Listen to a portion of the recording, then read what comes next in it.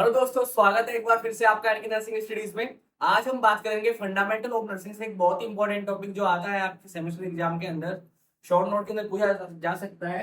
वो है stages of illness behaviour के बारे में। ठीक है, पिछली क्लास में मैंने आपको बताया था कि इलनेस किसे कहते हैं।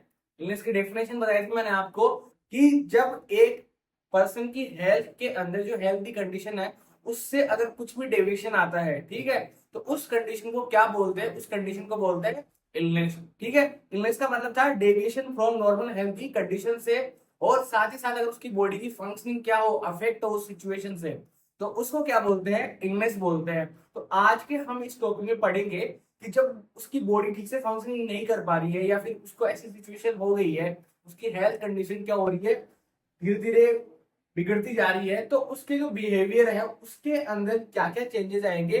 तो इसको अपन एक मतलब जो 5 स्टेजेस है उसके थ्रू क्या करेंगे, पढ़ेंगे। ठीक है, इसमें अपन जानेंगे कि फर्स्ट स्टेज में क्या होता है, सेकंड में क्या होता है, फर्दर ऑन। ठीक है, तो बात करते हैं अपन फर्स्ट किसके बारे में, इलनेस बिहेवियर के बारे में बात करते हैं। तो ये पढ़ने की हमें क्यों जरूरत पड़ी? इसका मतलब क्या है कि जब हम जानेंगे इसके अंदर कि जब एक पर्सन की हेल्थ सिचुएशन जब खराब होती है तो उसकी उसके बिहेवियर के अंदर, ठीक है, उसके बिहेवियर में धीरे धीरे कैसे चेंजेस आते हैं और वो किन किन स्टेजेस के थ्रू गुजरता है। ये मेनली जो 5 स्टेजेस है और भी बहुत सारे होते हैं, जो मेन स्टेजेस है वो ये 5 स्टेजेस है।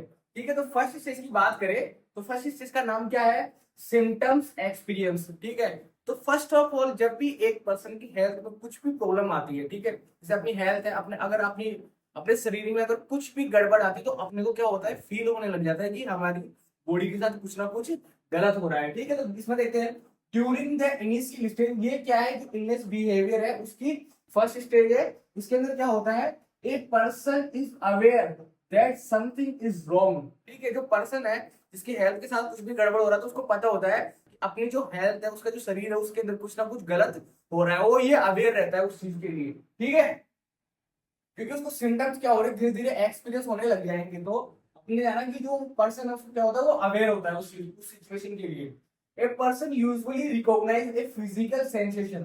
ठीक है, मैंने अभी आपको बताया तो उसको फिजिकली फील होने लग जाता है। जैसे क्या होता है, जैसे आपको जैसे एक जनरल कंडीशन मान लो कि जब भी आपके एक फीवर हो गया, फीवर की सिचुएशन जैसे मैंने आपको बताया था कि फीवर क्या होता है, कि जब फीवर होगा उसकी बॉडी क्या होगी, धीरे धीरे उसकी फंक्शनिंग में क्या आएगा, डिफरेंस आएगा। उसकी बॉडी का अगर नॉर्मल फंक्शनिंग नहीं कर पाएगी, ठीक है, तो साथ ही साथ उसको फिजिकल सेंसेशंस होते हैं और उसकी लिमिटेशंस इन फंक्शनिंग आ जाती है। जो भी उसकी बॉडी फंक्शंस है वो क्या हो जाता है, लिमिट हो जाता है, वो ठीक से काम नहीं कर पाएगा क्योंकि वो उस सिचुएशन में है नहीं, उसकी हेल्थ धीरे धीरे क्या हो रही है, खराब हो रही है। तो ये फर्स्ट स्टेज में पढ़ रहे हैं अपन। ठीक है, तो functioning but does not suspect a specific diagnosis, लेकिन उसको अभी पता नहीं है कि उसके शरीर के साथ हो क्या रहा है। ठीक है, जब भी उसको जब इनिशियल सिम्टम्स आते हैं उसको लगता है कि उसकी बॉडी के अंदर कुछ ना कुछ चेंजेस आ रहे हैं, लेकिन उसको पता नहीं है कि वो क्या रहा है उसके साथ में। ठीक है, डायग्नोसिस नहीं है उसके पास। Person's perception of symptoms include awareness of a physical changes such as pain, rashes या फिर कोई लंप हो सकता है। इसका मतलब है कि अपन ने अभी देखा कि फिजिकल सेंसेशन कैसे आएंगे उसको। तो फिजिकल सेंसेशन का मतलब है कि जैसे उसकी बॉडी के अंदर कहीं पे भी जब पेन होता है, ठीक है, पेन हो रहा है, तो उसको क्या लगेगा कि कुछ ना कुछ गलत हुआ है। तो फिजिकल सेंसेशन कैसे आया, उसको पेन हुआ तो उसको पता लगा कि उसकी बॉडी के अंदर कुछ ना कुछ प्रॉब्लम हो रही है। साथ ही साथ इसी पेन हो गया, अगर रेशेज होते हैं स्किन के ऊपर कहीं भी कुछ भी रेशेज होते हैं, साथ ही साथ अगर कोई लंप, लंप का मतलब है कि अगर उसको कुछ भी एक शरीर बॉडी के अंदर एक ऐसा मास आइडेंटिफाइड होता है जो कि एक गांठ के रूप में अपन जान सकते हैं कि जैसे कोई गांठ हो गई हो तो उसको लगता है कि कुछ ना कुछ बॉडी के अंदर चेंजेस हो रहे हैं। ठीक है, वो ये इंडिविजुअल लेवल पे, ये सब कुछ अपने इंडिविजुअल लेवल पे क्या करता है, वो क्या करता है, एक्सपीरियंस करता है ये सब चीजें, उसकी बॉडी के अंदर कुछ ना कुछ चेंजेस हो रहे हैं। तो ये अपन ने देखा कि फर्स्ट स्टेज के अंदर कैसे वो सिम्टम्स को एक्सपीरियंस करता है। अगली जो स्टेज है इसकी इलनेस बिहेवियर की, वो क्या है, awareness of the sick road. इसका मतलब क्या है, इसको देखते हैं। It results in emotional changes. ठीक है, जब उसकी अभी जब आपको पता है कि अगर उसके अंदर ऐसी सिचुएशन हो रही है, पेन हो रहा है, ऐसे हो रहा है, लंप हो रहा है, उसका इमोशनल स्टेटस क्या होगा, धीरे धीरे क्या होगा, गड़बड़ा जाएगा, उसके अंदर क्या होगी, चेंजेस होने लग जाएंगे, सच एज विड्रॉल और डिप्रेशन एंड फिजिकल चेंजेस। ठीक है, क्योंकि जब उसको पेन होगा तो सीरियस की बात है, उसका इमोशनल स्टेटस तो खराब होना ही है। तो उसको क्या होगा कि जो भी वो काम करता है उसके अंदर ना तो उसका मन लगेगा ना वो ठीक से कर पाएगा।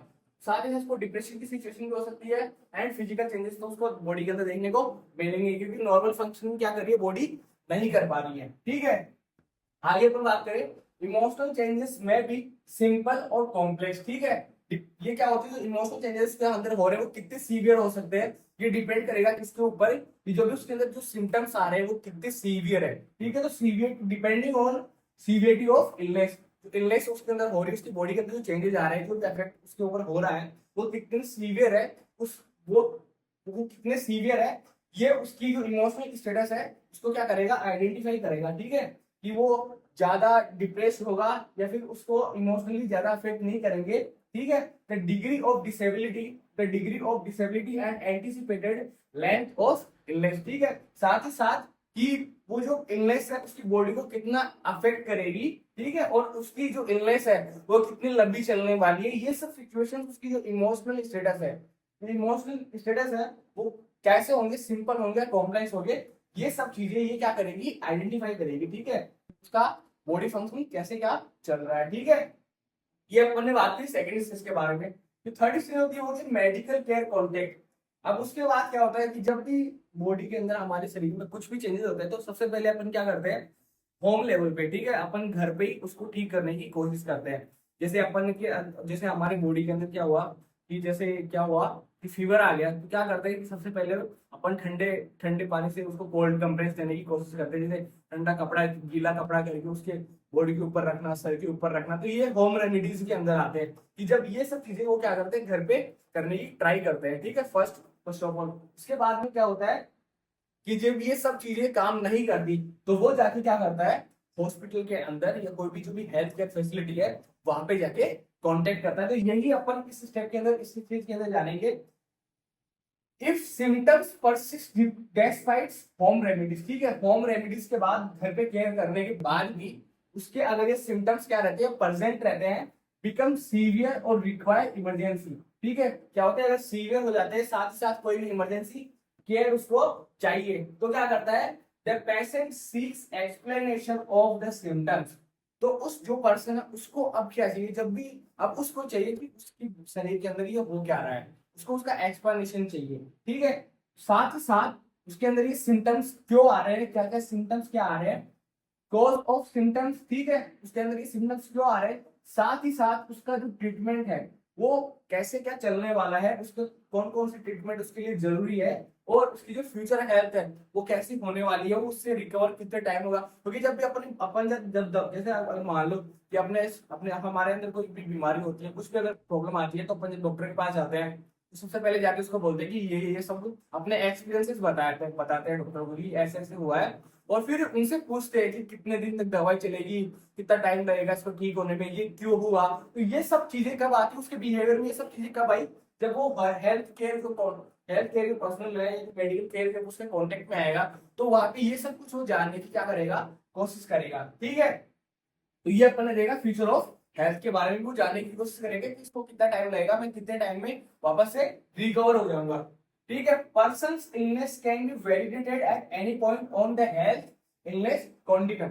ठीक है, मैंने पिछली क्लास में आपको बताया था कि जब जो हेल्थ इलनेस कॉन्टिन्यूम है उसका मतलब क्या है कि एक पर्सन की हेल्थ कितनी ज्यादा सीवियर हो सकती है, सीवियर इलनेस हो सकती है, साथ ही साथ वो अपनी हेल्थ को हायर लेवल ऑफ क्या करता है, वेलनेस की तरफ कितना हायर लेवल तक वो अपने बॉडी को रख सकता है, ये अपने एक स्किल के रूप में देखा था।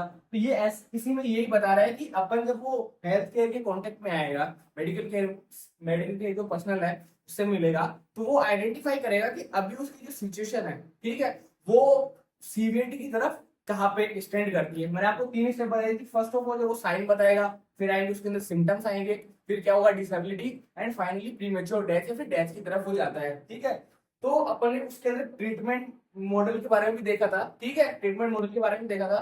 तो उस सिचुएशन में क्या होगा कि वो आइडेंटिफाई करेगा कि अभी जो उसकी हेल्थ स्टेटस है वो उस हेल्थ इलनेस कॉन्टिन्यूम के अंदर कहाँ पे स्टैंड करती है। ये अपने को कैसे पता लगेगा, जब वो वहां पे आएगा और अपनी जो भी प्रॉब्लम्स है उनके बारे में वहां पे वो एक्सप्लेन करेगा, मेडिकल पर्सनल को बताएगा, तो वहां पे इन सब के बारे में हमें पता लगेगा। ठीक है, आगे अपन देखते हैं, a health professional may determine that they do not have an illness और that illness are present at many belief threatening. इसका मतलब है कि जब अपन जाएंगे हॉस्पिटल में तो वो हमें बताएगा हेल्थ पर्सनल, ये जो आपके अंदर हो रहा है वो कितना सीवियर है, ये इलनेस है भी नहीं या फिर कुछ ऐसे ही जनरल प्रॉब्लम हो गई है, तो वो अपने को जो डिजीज की सीवियरिटी है उसके बारे में हमें बताएगा। ठीक है, तो इसमें ये बता रहे हैं कि ये जो आपकी बॉडी के अंदर जो चेंजेस आ रहे हैं वो कितने थ्रेटनिंग है, आपकी बॉडी के लिए कितने हार्मफुल है, उन सब के बारे में हमें कौन बताएगा? जब डॉक्टर को दिखाने जाएंगे, जो हेल्थ केयर प्रोफेशनल है उसको दिखाएंगे, तो वो हमें बताएगा, वो डिटरमाइन करेगा कि जो आपकी जो सिचुएशन है वो जो एक्चुअली में इलनेस है कि नहीं है, या फिर जो इलनेस अगर प्रेजेंट है तो कितनी थ्रेटनिंग है, उन सब के बारे में हमें कौन बताएगा? ये जब अपन उसके कांटेक्ट में आएंगे, अपन डॉक्टर को दिखाएंगे, तब वो ये सब कुछ हमें बताएगा। तो ये अपन ने थर्ड स्टेज के अंदर ये जाना। फोर्थ जो स्टेज होती है उसमें क्या होता है? Dependent client role. Dependent client role का मतलब है कि जब अपन हॉस्पिटल में चले गए, ठीक है, डॉक्टर को दिखा लिया, तो अपना क्या होता है कि अपन अब उसके ऊपर डिपेंड हो गए कि उस अब हमारी हेल्थ को ठीक करना किसका काम है? उस प्रोफेशनल का काम है, उस हेल्थ केयर प्रोफेशनल का काम है। ठीक है, तो वो अपने को जो भी ट्रीटमेंट देगा उसको अपने को लेना है, साथ ही साथ अपने जो सिम्टम्स आ रहे हैं वो रिवील हो रहे हैं या नहीं हो रहे हैं उनके बारे में जानना है। ठीक है, आफ्टर एक्सेप्टिंग द इलनेस, ठीक है, तो मैंने भी आपको बताया था कि जब अपन थर्ड स्टेज में थे तो वो जो हेल्थ केयर प्रोफेशनल है वो ये आइडेंटिफाई करेगा, वो बताएगा कि आपकी जो इलनेस है वो है या नहीं है, कितनी सीवियर है। तो उसको एक्सेप्ट करने के बाद में, ठीक है, पर्सन ने क्या करा, उसको एक्सेप्ट करा कि हाँ ठीक है मेरी बॉडी के अंदर ये प्रॉब्लम हो रही है, उसके बाद वो क्या करेगा? ट्रीटमेंट उसका लेगा। ठीक है, ट्रीटमेंट लेगा उसका। The person enters in the fourth stage of illness behaviour, कि जब उसका ट्रीटमेंट चालू हो गया तो वो कौन सी स्टेज में आ गया? फोर्थ स्टेज ऑफ, किसमें? इलनेस बिहेवियर की फोर्थ स्टेज के अंदर वो आ गया है। ठीक है, तो इसके अंदर क्या होगा?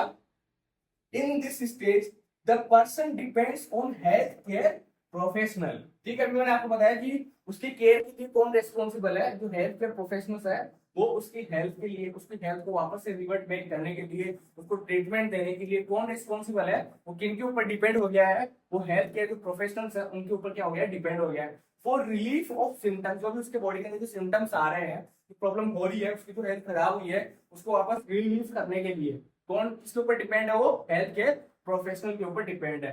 The person accepts care symptoms and protection from the demands and stresses of life. इसका मतलब है कि पर्सन क्या करता है, उसकी जो केयर उसको मिल रही है उसको एक्सेप्ट करता है, साथ ही साथ सिम्टम्स को, और वो क्या चाहता है कि उसको, वो सीधी सी बात है, वो क्या चाहिएगा कि इस इलनेस की वजह से उसको फर्दर कोई भी प्रॉब्लम ना होनी चाहिए। तो प्रोटेक्शन चाहेगा किनसे? कि डिमांड, जो भी लाइफ के अंदर जो भी स्ट्रेसर आएंगे, इसका मतलब कि उसके आगे कोई भी इसकी वजह से जो भी हेल्थ कंडीशन उसकी खराब हुई है उनकी वजह से उसकी हेल्थ के अंदर आगे कोई प्रॉब्लम नहीं होनी चाहिए। ये सब कुछ वो क्या करेगा? वो उस हेल्थ केयर प्रोफेशनल से चाहेगा कि उसकी बॉडी के अंदर ये सब कुछ ना हो, आगे कोई भी प्रॉब्लम ना हो। तो ये अपन ने देखा फोर्थ स्टेज के बारे में। आगे जो फाइनल स्टेज आती है वो क्या आती है? रिकवरी स्टेज आती है। ठीक है, इसके अंदर अपन बात करें तो इसके अंदर बताया कि जो फाइनल स्टेज है वो कौन सी है?